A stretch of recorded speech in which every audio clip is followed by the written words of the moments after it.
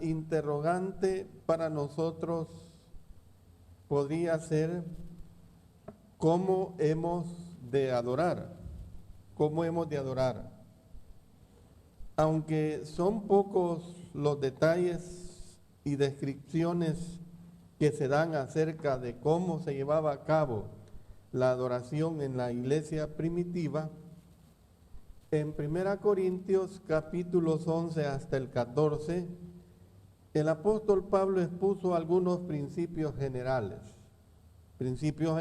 por los cuales habían de guiarse los cristianos en sus cultos. Y cuando estudiamos las Escrituras, se considera que el apóstol Pablo escribió la totalidad de 1 Corintios capítulos 11 al 14 pensando en el culto. Yo considero que el contexto en el que se ubica la totalidad de estos 4 capítulos precisamente es el culto. Sin embargo, hay quienes ponen en duda que los primeros 16 versículos de este capítulo 11 se refieran a la conducta a observarse en el culto de oración. Sin embargo, a partir del verso 17 del capítulo 11, no se pone en duda lo que es al culto de adoración que se refiere la frase que aquí se ocupa, os congregáis. La frase os congregáis claramente revela el contexto. Independientemente de lo que estos cristianos hicieran en la adoración allí en Corinto, e independientemente, hermanos, de lo que nosotros hagamos, yo quiero que tomemos en cuenta varios principios. Y los siguientes principios que vamos a tomar en cuenta son principios que han de aplicarse, son principios que habrán de tomarse en cuenta. ¿Qué hacer en estos principios que la palabra de Dios nos expresa? ¿Qué es lo que nosotros tenemos que considerar en esta instrucción que aquí se presenta en una forma bastante detallada? Por ejemplo, en primer lugar, nosotros, hermanos, hemos de reunirnos para ayudarnos entre nosotros a mejorar. Miren lo que dice el verso 17 del capítulo 11 de 1 Corintios. Pero al anunciaros esto que sigue, no os alabo, porque no os congregáis para lo mejor, sino para lo peor. Los versículos que siguen describen facciones y divisiones que estaban perturbando los cultos de los hermanos allí en Corinto. Y hermanos, mucho de lo que ellos mucho de lo que ellos hacían en sus cultos era perjudicial para su desarrollo espiritual. Es decir, hermanos, que en lugar de honrar a Dios, se honraban a sí mismos. Y claro, nosotros entendemos que nuestro culto a Dios es un culto que debe ser precisamente de honrar a Dios. Pero estos hermanos, sus acciones necesitaban ser dirigidas a Dios y no a sí mismos. Necesitaban ser corregidas, por supuesto. En segundo lugar, hemos de tener presente el propósito. Note lo que nos enseña ahí este capítulo 11 en los versos 27 hasta el 29. De manera que cualquiera que comiere este pan o bebiere esta copa del Señor indignamente, será culpado del cuerpo y de la sangre del Señor. Por tanto, pruébese cada uno a sí mismo y coma así del pan y beba de la copa. Porque el que come y bebe indignamente sin discernir el cuerpo del Señor, juicio come y bebe para sí. El contexto de este principio se encuentra precisamente en la celebración de la Cena del Señor. Y la palabra que aquí se emplea indignamente del versículo 27, obviamente significa errando el propósito y el espíritu. Indignamente es cuando se erra en el propósito y en el espíritu de por qué celebramos la Cena del Señor. Por eso usted notará que su servidor o cualquier hermano fiel al Señor, antes de que pasemos a celebrar la mesa del Señor, nos ponemos en oración para que toda la iglesia, como los servidores, estemos conscientes a qué estamos entrando. En Corinto se había perdido el propósito del culto y especialmente el propósito de la Cena del Señor. El apóstol Pablo instó a estos cristianos a examinarse a sí mismos. Ya lo hemos visto en el versículo 28. Y los instó, hermanos, a reconocer el verdadero propósito para el cual ellos se congregaban. Deberían de estar completamente conscientes de ese propósito para el cual ellos se congregaban. Tercer aspecto que quiero considerar. Hermanos, hemos de funcionar como un cuerpo. Hemos de funcionar como un cuerpo. Eso es muy importante. En el capítulo 12, note en los versos 12 hasta el 21. Miren lo que dice acá. Porque así como el cuerpo es uno y tiene muchos miembros, pero todos los miembros del cuerpo, siendo muchos, son un solo cuerpo, así también Cristo. Porque por un solo espíritu fuimos todos bautizados en un cuerpo, sean judíos o griegos, sean esclavos o libres, y a todos se nos dio a beber de un mismo espíritu. Además, el cuerpo no es un solo miembro, sino muchos. Si dijere el pie, porque no soy mano, no soy del cuerpo, por eso no será del cuerpo. Y si dijere la oreja, porque no soy ojo, no soy del cuerpo, por eso no será del cuerpo. Si todo el cuerpo fuese ojo, ¿dónde estaría el oído? Si todo fuese oído, ¿dónde estaría el olfato? Mas ahora Dios ha colocado los miembros, cada uno de ellos, en el cuerpo como Él quiso. Porque si todos fueran un solo miembro, ¿dónde estaría el cuerpo? Pero ahora son muchos los miembros, pero el cuerpo es uno solo.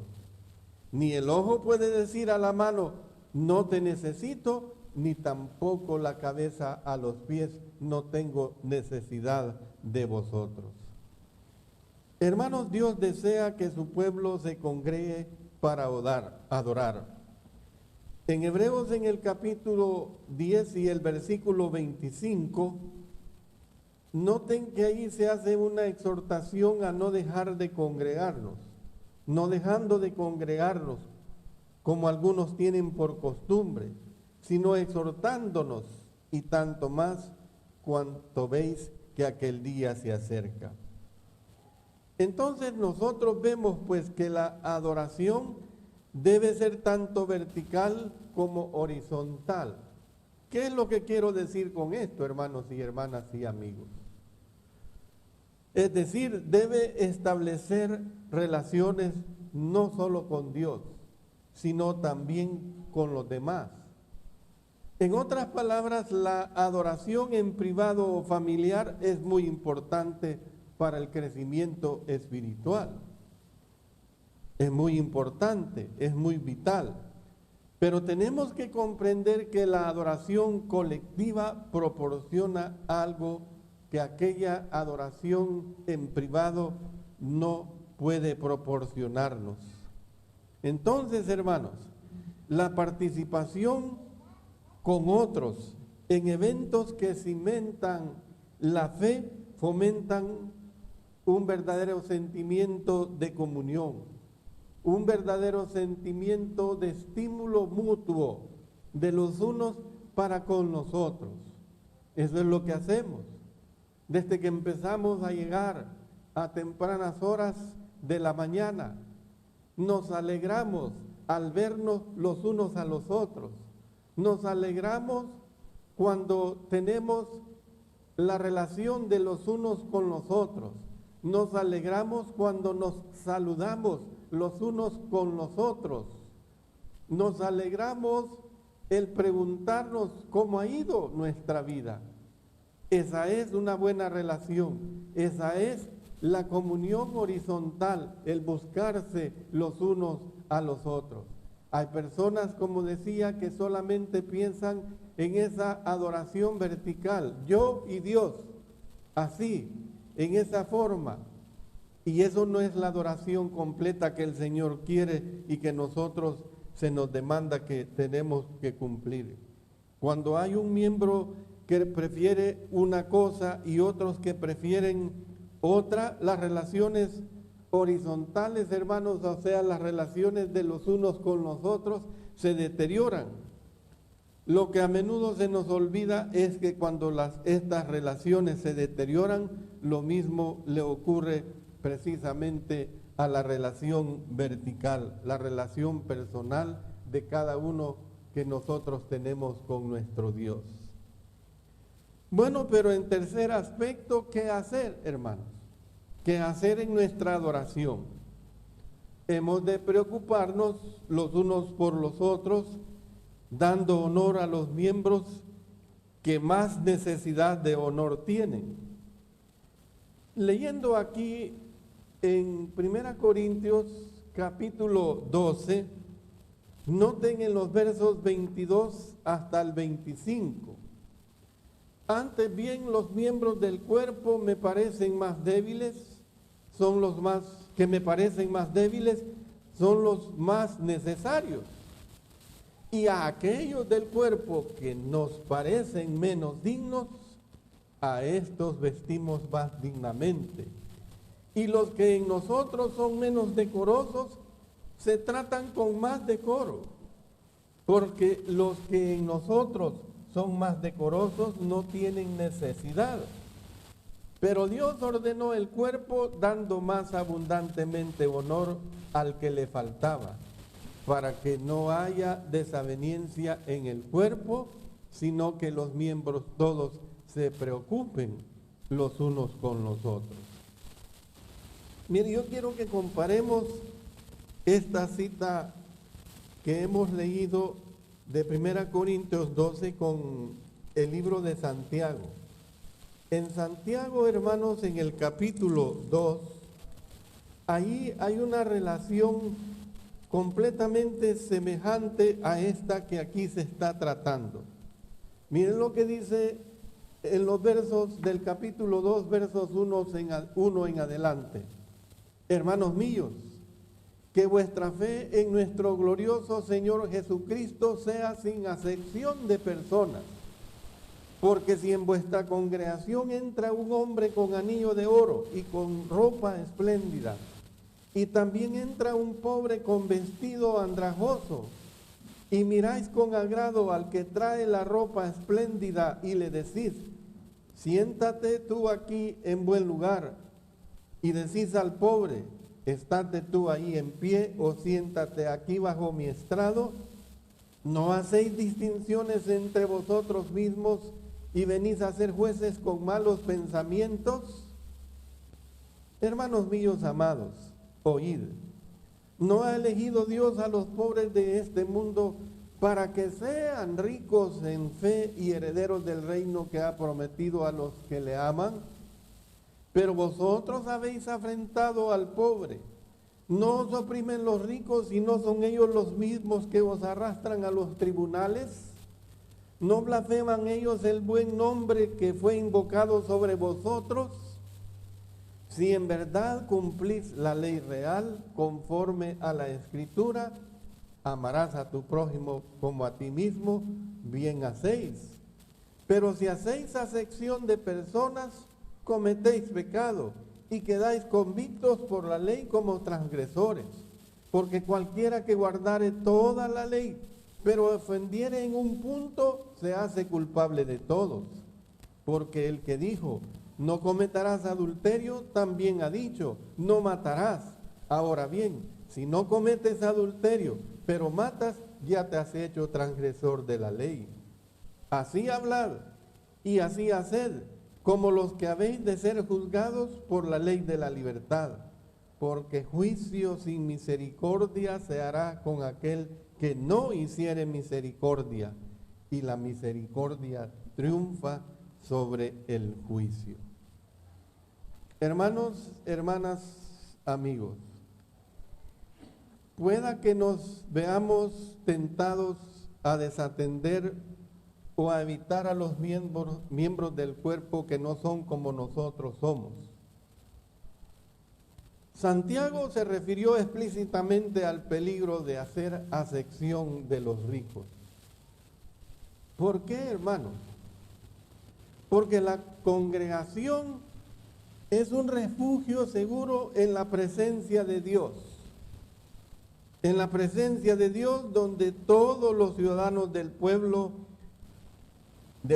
que pertenece a Dios deben ser iguales. Porque, hermanos, la iglesia, óigase bien, la iglesia no trata a los pobres, ni a los menos deseables, ni a los marginados por la sociedad, del mismo modo que el mundo los trata. Usted puede ver estas diferencias bien marcadas en las entidades del mundo, en las entidades sociales, cómo el mundo se comporta.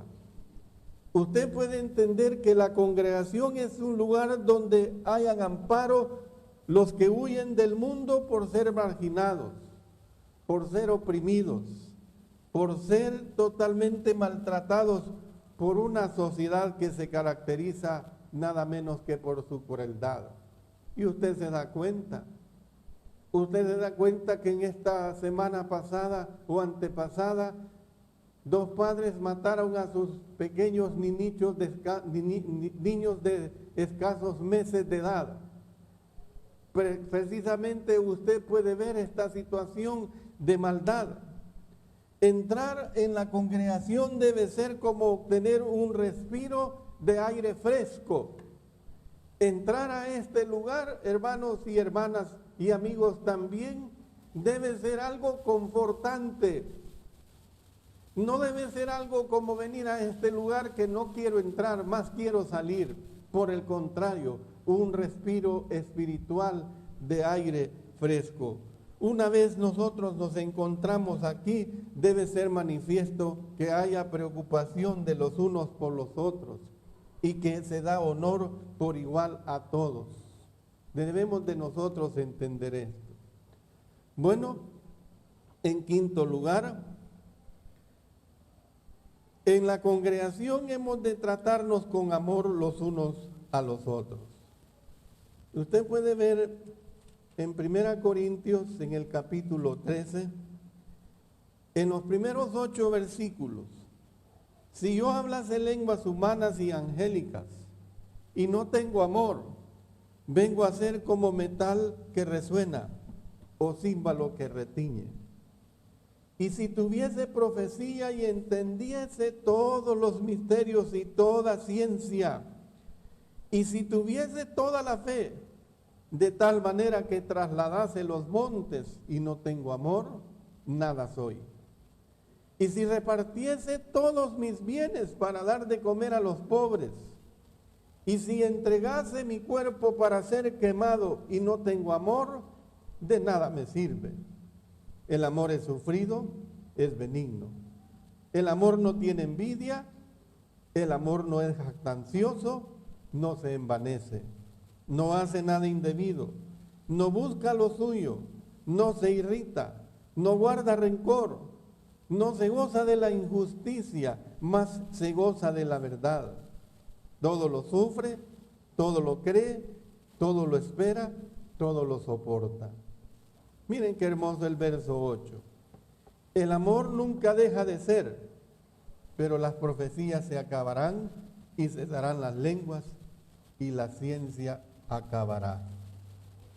Hermanos, nosotros podemos ver que no fue sino hasta que nosotros investigamos acerca de la palabra de nuestro Dios, que nos damos cuenta de que este tratado sobre el amor del capítulo 13 se encuentra en medio de esta enseñanza.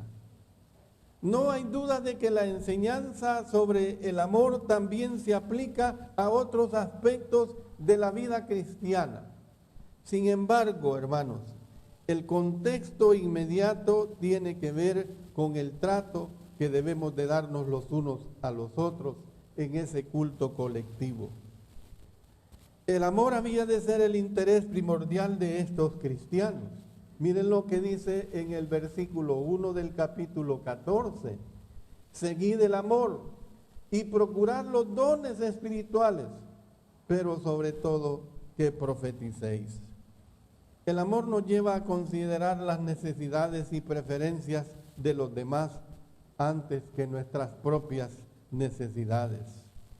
Por eso, hermanos, cuando leemos este capítulo 13 desde esa perspectiva de la conducta que deben observar los cristianos en el culto de adoración, el capítulo entero adquiere un nuevo significado para nosotros. Por eso, miren, ¿qué hemos de hacer en nuestra adoración, hermanos? Miren lo que tenemos en esta sexta declaración. Hemos de procurar edificarnos los unos a los otros. Miren lo que dice el capítulo 14.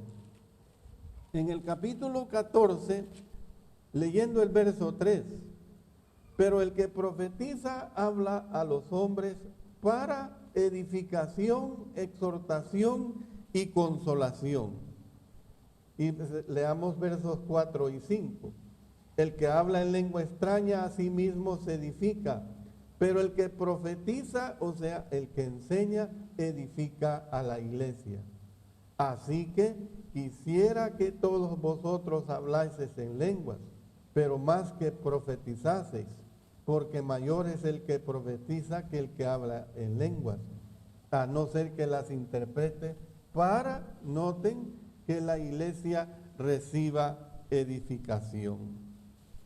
Usted puede notar que la palabra clave de este capítulo 14 es edificar. Edificar en sus diversas formas.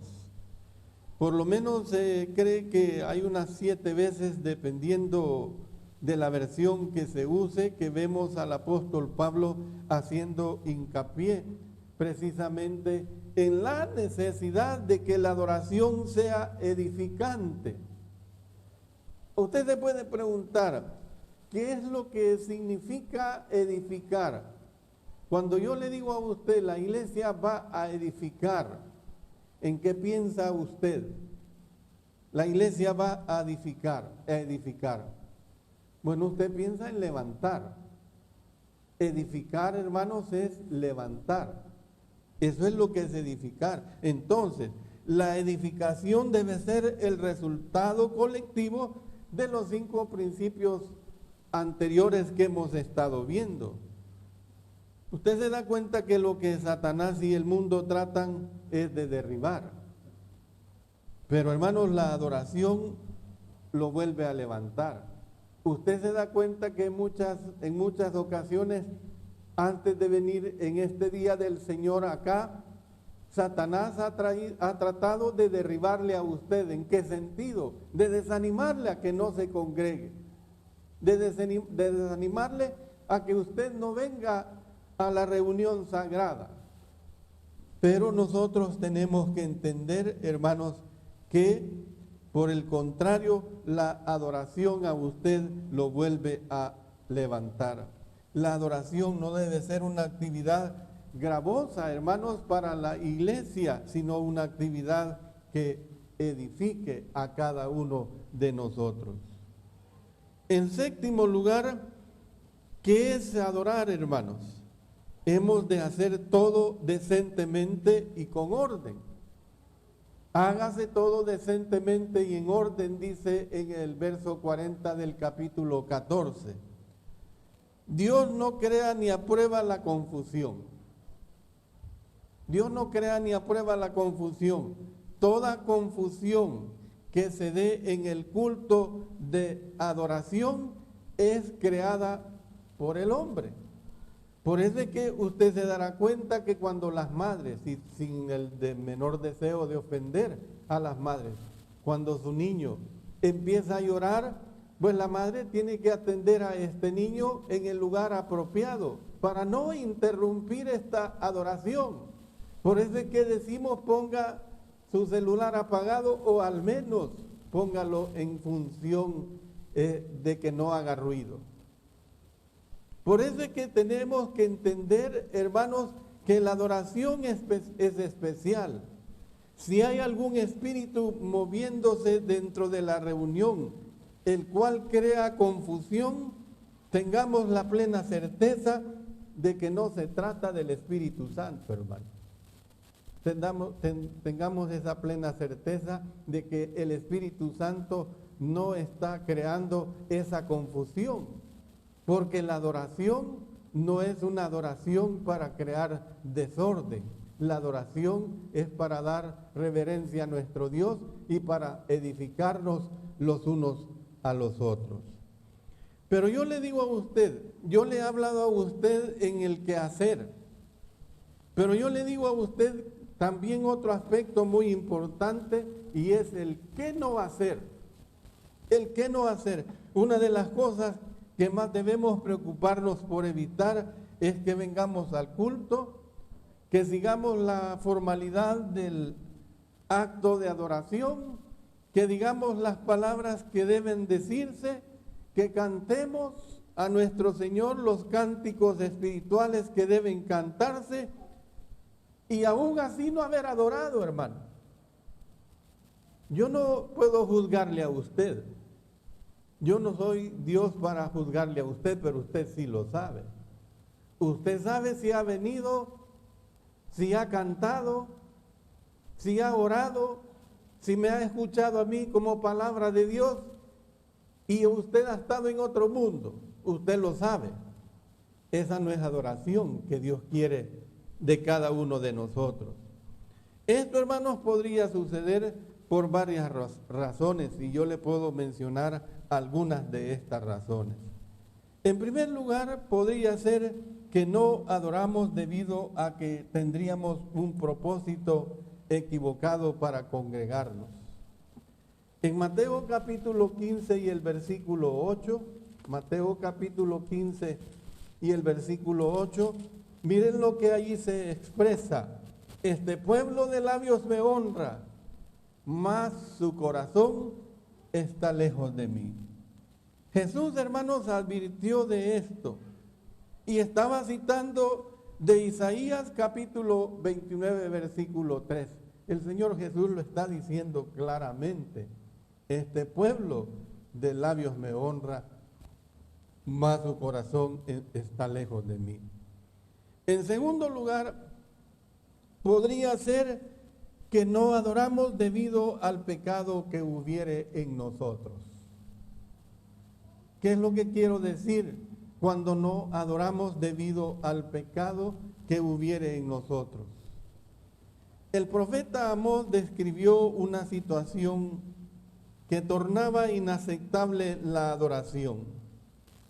El pueblo de su época observaba los días de fiesta, presentaban ofrendas quemadas, presentaban cánticos espirituales, pero dice la palabra de Dios que no aceptaba la adoración de ellos, nuestro Dios, debido a la vida corrupta que vivían.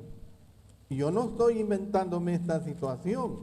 Vamos a Amós capítulo 5, en los versos 21 hasta el 27. Miren lo que dice ahí claramente. Aborrecí, abominé vuestras solemnidades y no me complaceré en vuestras asambleas. Y si me ofrecierais vuestros holocaustos y vuestras ofrendas, no los recibiré, ni miraré a las ofrendas de paz de vuestros animales engordados. quita de mí la multitud de tus cantares, pues no escucharé las salmodias de tus instrumentos. Pero corra el juicio como las aguas, y la justicia como impetuoso arroyo. Me ofrecisteis sacrificios y ofrendas en el desierto en 40 años, oh casa de Israel. Antes bien llevabais el tabernáculo de vuestro Moloc y Quium, ídolos vuestros, la estrella de vuestros dioses que os hicisteis. Os haré, pues, transportar más allá de Damasco, ha dicho Jehová, cuyo nombre es Dios de los ejércitos. Esa era la situación, que cuando se está totalmente desquebrajado espiritualmente, podría ser que no adoramos debido a ese pecado que pueda estar en nosotros.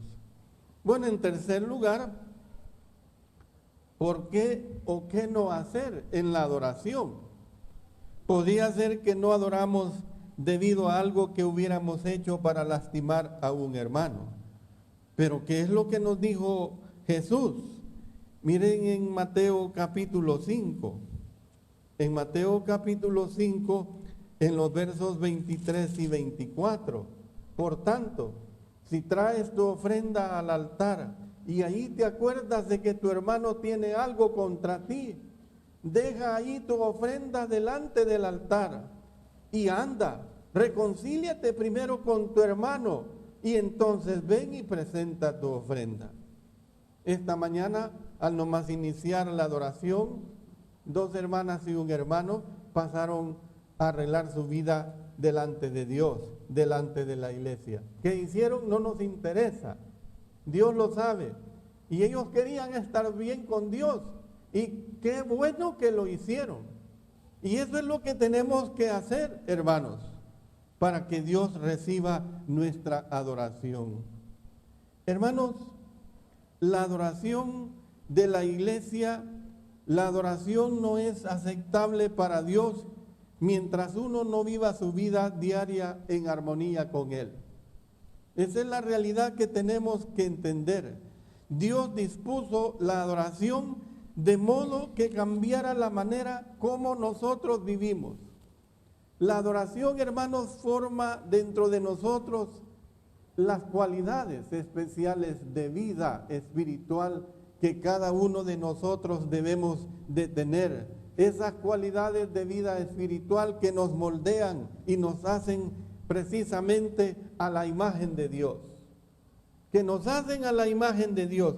Dios no nos ha llamado a adorarlo porque Él lo necesita. Mire lo que le estoy diciendo.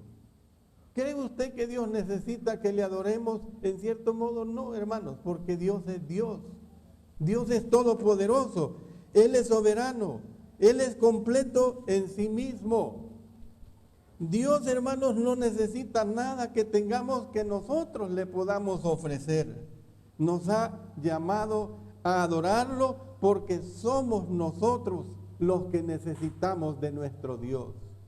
Tenemos que entender que somos nosotros los que necesitamos de nuestro Dios.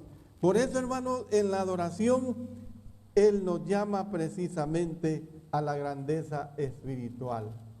Usted debe estar consciente que cuando el Señor le pide esa adoración en espíritu y en verdad, es porque realmente la edificación es para nosotros mismos. Yo quiero terminar diciendo lo siguiente.